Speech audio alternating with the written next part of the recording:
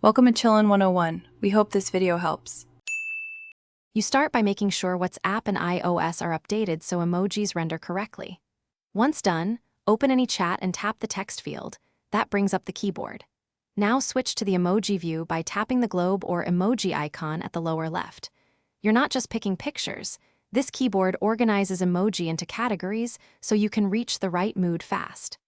Next, glance at the recently used row. It often contains the emoji you need right away. Once in the emoji keyboard, use the category icons or the search bar to type words like happy or coffee to narrow choices quickly. When you see an emoji with variants, press and hold to choose skin tone or gender so your message feels personal. Also explore the stickers and memoji tabs. Those give animated and expressive options that play well in conversations. Make sure to add frequently used emoji to your recents by using them. That speeds up retries when you want the same tone. To finish, tap any emoji to add it to your message and hit send.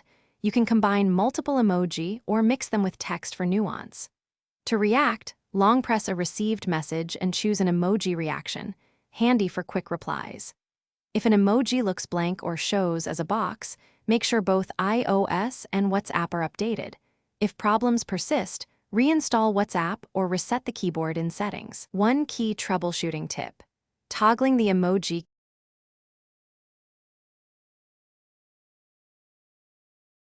Thanks for watching. Consider subscribing if we helped you.